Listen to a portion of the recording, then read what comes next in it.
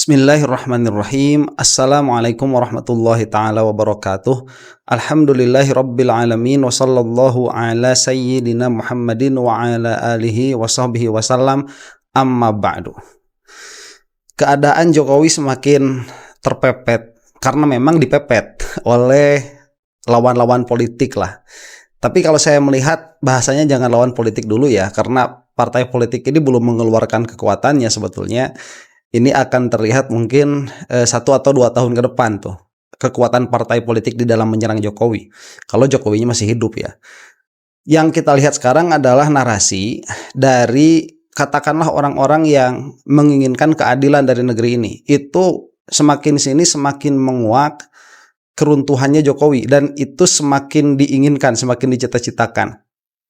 Nah, salah satunya yaitu yang dikeluarkan oleh Pak Said Didu ya, setelah beliau itu diundang oleh Presiden untuk membicarakan keadaan di luar pemerintahan.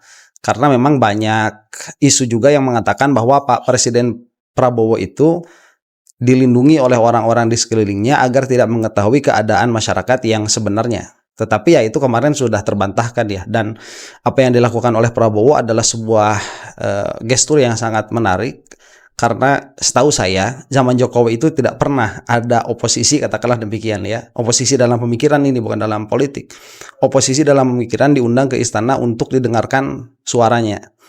Nah, tidak berhenti di situ, kemudian permasalahan ijazah ya, PSI juga dan lain sebagainya itu dipepet terus Jokowi. Karena memang sekarang ini sudah momentumnya ya, mendapatkan momentum politik itu sulit. Dan Jokowi sekarang itu sedang terjatuh banyak sekali di banyak momen. Makanya ini dijadikan sebuah momentum. Nah, nanti kita akan saksikan bagaimana perbincangan Pak Said Didu ini mengenai oligarki. Karena memang sudah bukan rahasia umum lagi bahwa Jokowi itu hanya pion saja. Cuman ya ini pion, kalau sekarang kita melihat ya, ini adalah pion terbesar. Atau kalau di dalam politik nasional itu adalah pion satu-satunya. Jadi kalau misalkan Jokowi ini runtuh, akan agak kesulitan oligarki itu mencari pion lagi. Nah, yang terakhir ya, kita itu melihat bagaimana desperate measure lagi. Ini adalah upaya putus asa yang dilakukan oleh Jokowi lewat PSI itu dengan mendatangi satu acara yang dihadiri oleh ribuan orang. Ini kalau tidak salah adalah Imlek. Jadi bukannya Jokowi itu atau PSI itu membuat acara baru, tetapi mereka itu mendatangi acara yang memang sudah crowded, sudah penuh sedari awal. Kalaupun tidak ada Jokowi, ya orangnya bakalan banyak seperti ini, karena ini sedang Imlek, sedang perayaan kirab budaya, katakan demikian. Nah, orang yang sudah berkumpul banyak itu kemudian didatangilah sama Kaesang itu di sini ya. Kemudian sama Jokowi mungkin ada juga di situ. Kemudian diberikan tagline, orang berkumpul, ribuan orang berkumpul untuk menyambut Jokowi. Aduh, ini jangan tertipu lah ya sama sama bahasa-bahasa seperti ini. Ini kita akan lihat saja ini maksud. Langsung nanti kita akan mendengarkan penjelasan Pak Said Didu di Akbar Faisal Channel ya. Kita saksikan dulu ini nih. Oh, ada suara-suara gajahnya ya. Itu Kaesang tuh.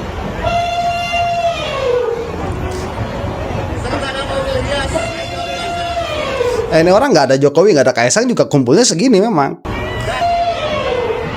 Nanti sudah ada kesenian barongsai. Ini mah kalau kayak gini mah jangankan ada siapa Kaesang, ada Jokowi ya, ada Lucinta Luna juga bakalan ramai kayak gini. Nah, Ustaz, kok terbayang Lucinta Luna ya, kan ramai soalnya itu ya. Agak gimana gitu. Aduh.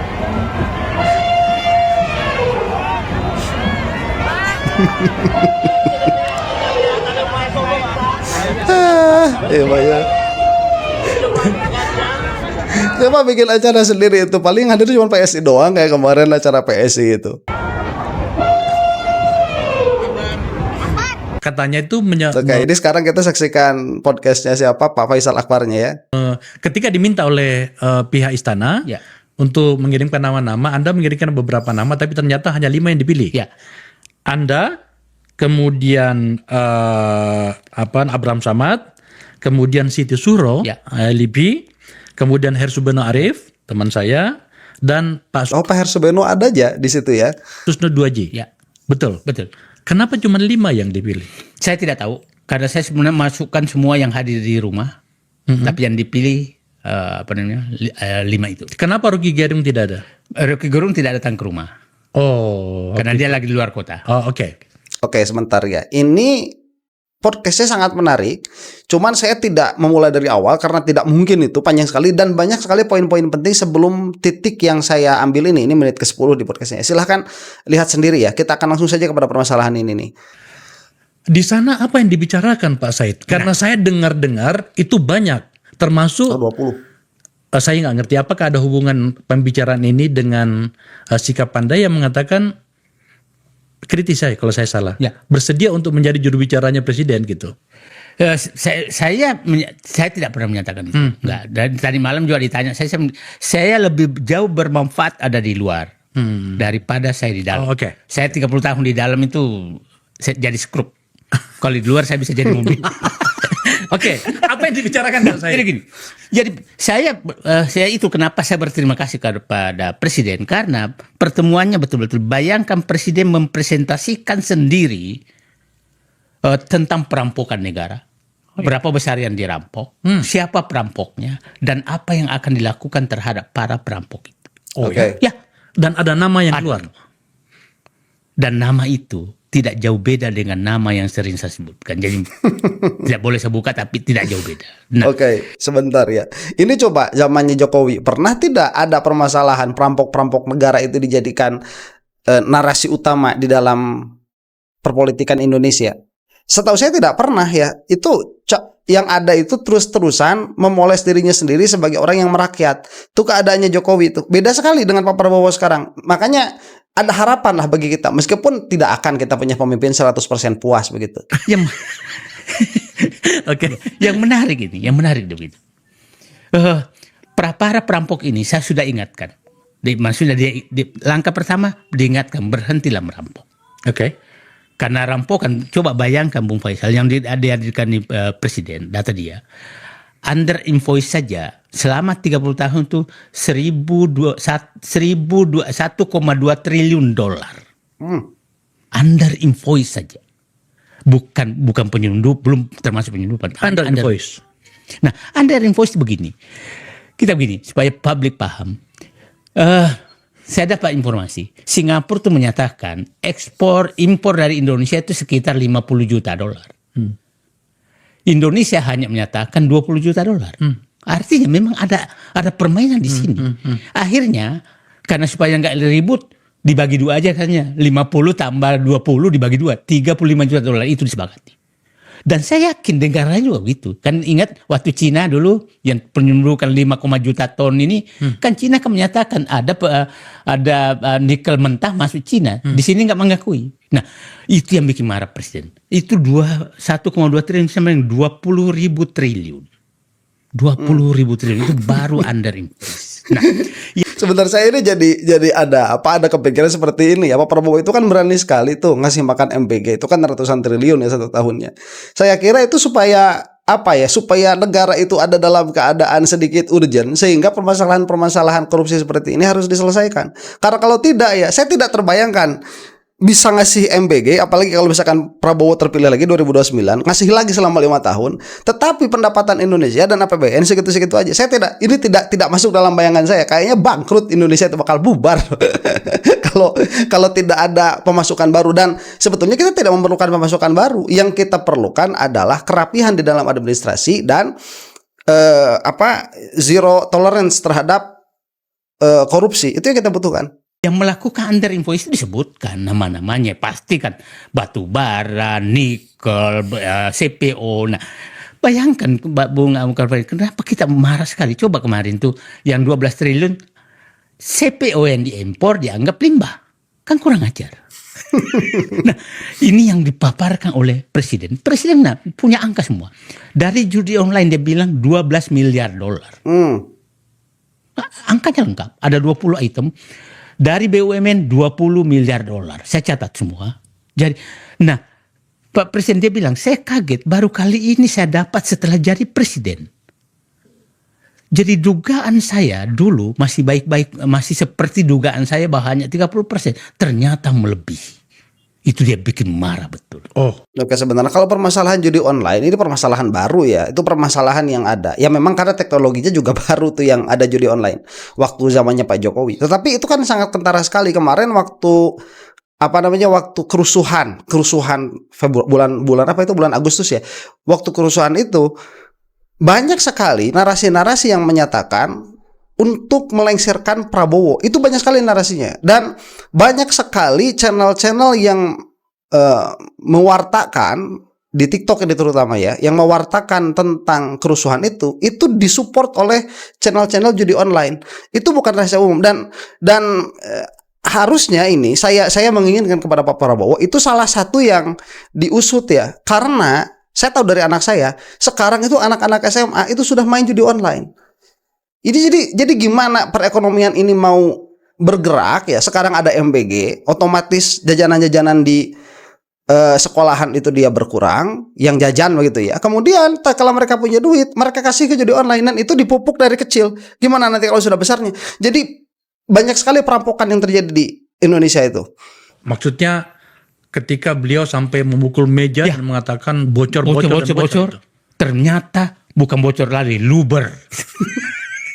Nah, luber itu. Nah, itu yang bikin marah. Dan dialah identifikasi di mana bocornya, siapa yang bocorkan, ini apa yang dilakukan. Nah, saya masuk. Apa yang dilakukan?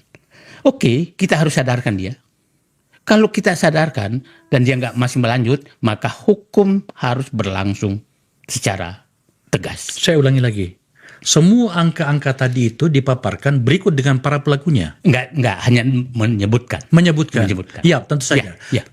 Poin dari pertanyaan ini adalah berarti Presiden tahu betul tentang ini ya? Tahu. Oke. Dan Bung Akbar Faiz kalau dengar itu pasti kaget mendengarkan nama-nama itu. Siapa mereka? Ya janganlah, nanti kita di belakang. Yang intinya bahwa nama-nama itu tidak jauh beda yang sering saya sebutkan nama. Oh, artinya Oke, sebentar. Saya itu kangen sama orang-orang yang memang betul-betul blunt begitu ya, betul-betul terbuka. Pak Said Didu di sini entah kenapa masih tidak mau menyebutkan namanya. Kalau saya sih pengennya kalau memang nama itu ada dan memang disebutkan di dalam meja itu, sebutkan saja begitu ya, supaya tidak menjadi teori konspirasi. Itu sih pengennya saya. orang-orang yang amat sangat kaya yang kita paham sekarang ini. Amat kaya dan ada juga pejabat yang tidak muncul kaya tapi ternyata dia dianggap koordinator daripada mereka. Oh. Dan itulah Pak Presiden menyatakan Itu Londo Ireng itu ya. jangan, dia sebutkan para pimpinan BUMN yang dulu jangan tidur nyenyak. Tapi bukan itu sebenarnya, ada lagi yang lain. Nah, jadi saya melihat, itu kan saya ingin mengkonfirmasi dalam diri saya, ketua Pak Presiden itu ingin mendengarkan apakah Presiden ini hanya omon-omon atau mau melaksanakan. Menurut Anda? Saya menyatakan, dia masih kembali saya bahwa dia bagaikan makan bubur panas, mulai dari pinggir. Nah, kan begini, pada saat itu dia bilang begini. Saya menyatakan, dia bilang, kalau saya tidak bisa lagi menyadarkan mereka dan dia tidak melawan, maka gampang saya umumkan saja nama mereka ini dan biar rakyat melakukan hukuman terhadap mereka. Begitu. Dan tapi saya tidak akan melakukan itu. Maksudnya Presiden itu melakukan karena ini terjadi revolusi. Saya nggak mau bangsa ini terjadi revolusi. Oke. Make sense. Make sense. Karena perpolitikan itu tidak seradikal yang kita pikir begitu ya. Pertimbangan mereka itu lebih mengedepankan stabilitas negara. Kalau kita kan pengennya kebenaran begitu. Cuman ya kadang-kadang kebenaran itu konsekuensinya berat. Ya, make sense kalau misalkan tidak disebutkan nama-nama itu.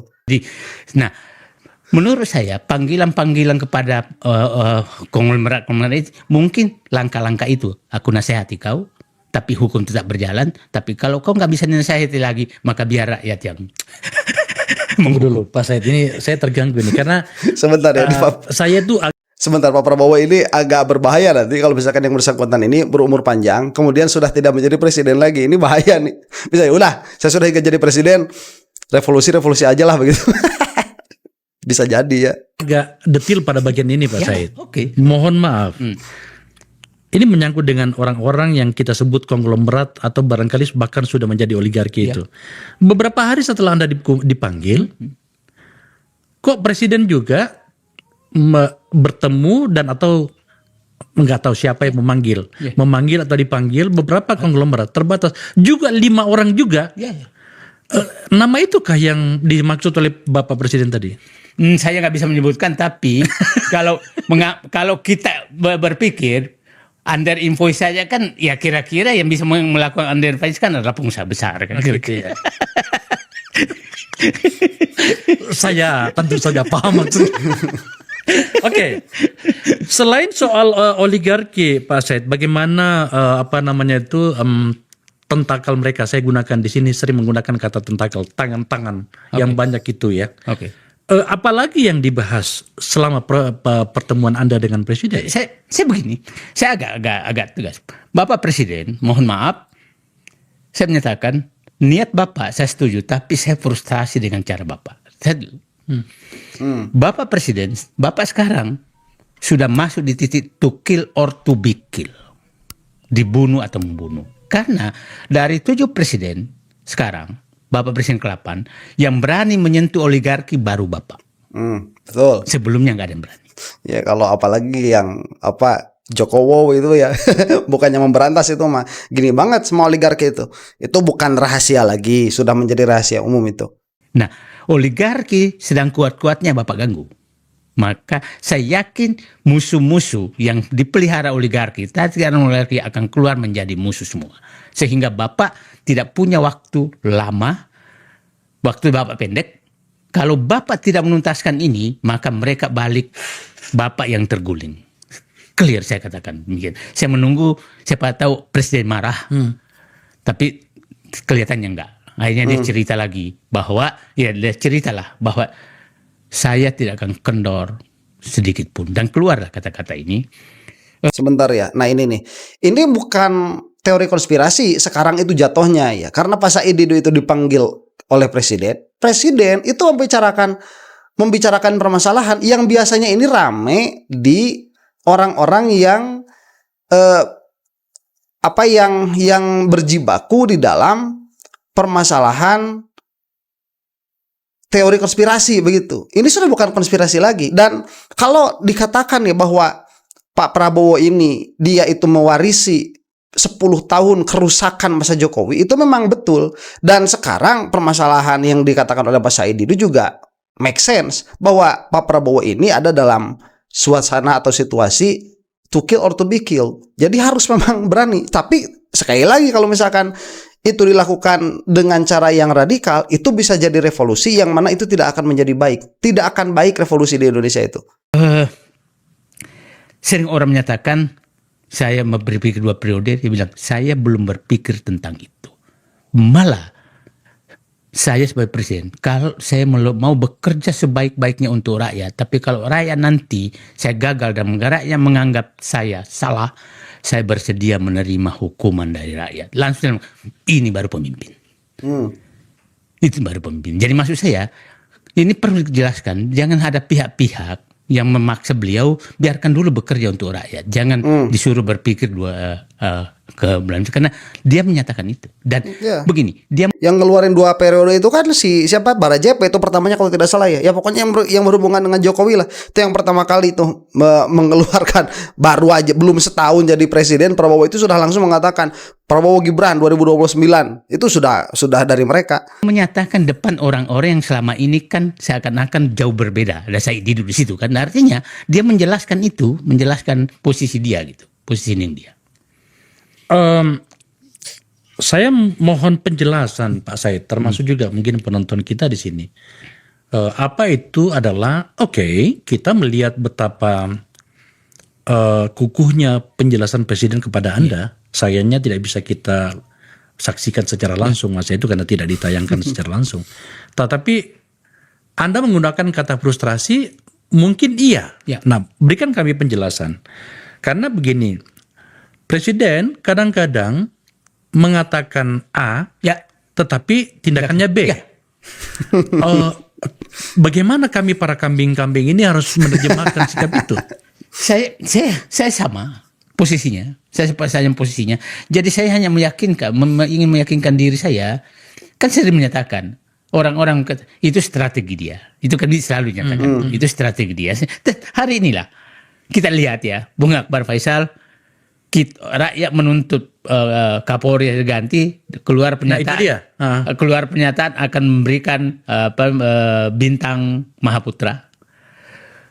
Kepala BGN yang dianggap tidak terlalu berhasil akan dikasih bintang jasa utama. Ini yang sering kita bikin frustrasi karena tuntutan rakyat dan apa yang diucapkan berbeda dengan apa yang dilakukan. Nah, saya nggak tahu jawabannya seperti itu. Tapi saya begini, saya masih melihat fakta-fakta yang dilakukan, fakta yang terjadi begini. Oke, sebentar, begini ya, kita itu masyarakat itu ingin yang terbaik.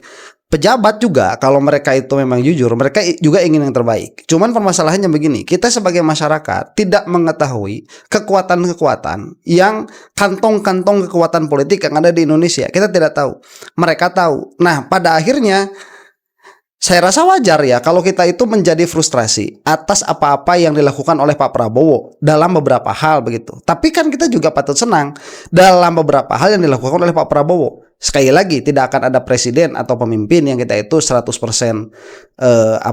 puas. Nah, tetapi ini sudah bukan pandangan kita saja.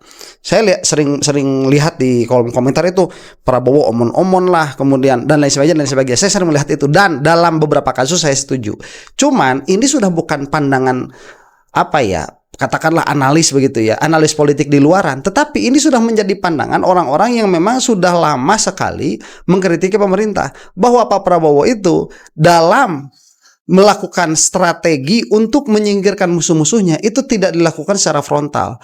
Kalau kita sebagai masyarakat kan pengennya kepuasan hati begitu ya, pengennya udahlah Kapolri langsung pecat begitu ya. Tapi Prabowo itu tahu kekuatan yang disimpan, kekuatan politik yang disimpan oleh Kapolri ini sebesar apa, dan disitulah measurement pengukuran terjadi, yang mana pengukuran itu tidak akan bisa dimiliki oleh kita orang-orang yang tidak ada di dalam begitu. Jadi saya kira ya harapan terhadap baiknya pemerintahan di bawah Presiden Pak Prabowo ini masih sangat besar saya kira.